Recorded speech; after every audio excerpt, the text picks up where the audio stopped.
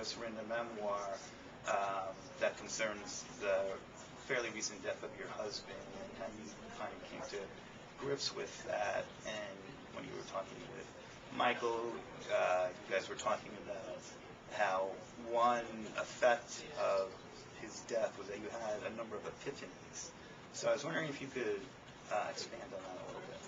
Well, the word epiphany has kind of James Joycean aura to it, and it seemed to suggest something that's spiritual.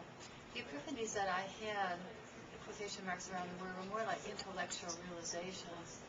When we're in our ordinary lives and we're surrounded by our family and our friends, and there's meaning in our life, we're not really questioning things.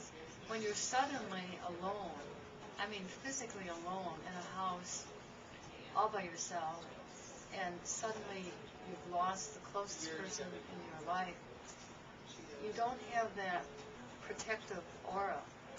And instead of staring into the universe, the depth of the universe, which is not a human face at all, and you feel such devastating loneliness, and you suddenly realize what it means. All human beings are mortal.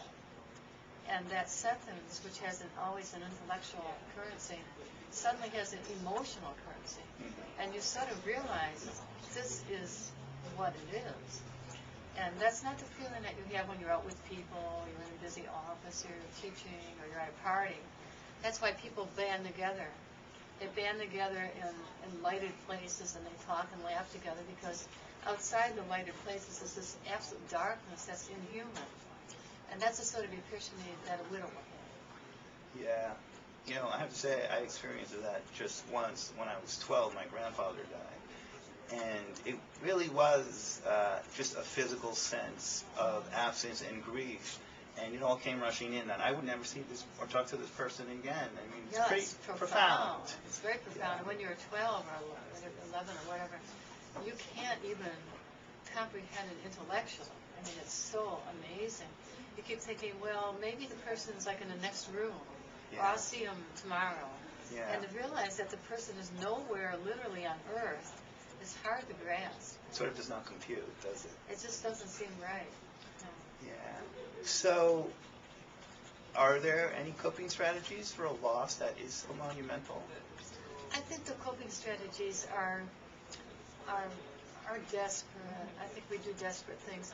I think all of religion was erected on the premise that we don't want to be mortal. And we want to think that we've lost a father, you've lost your mother.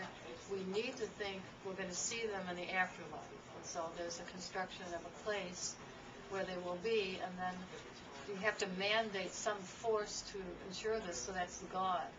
I really think all of religion grows out of like the 11-year-old boy whose last name is mother can't bear it, and so it extrapolates from that and creates a whole religion. And then once the religions are settled, they evolve and they become very, in some cases, very complicated. Right. But they're not complicated at the bottom.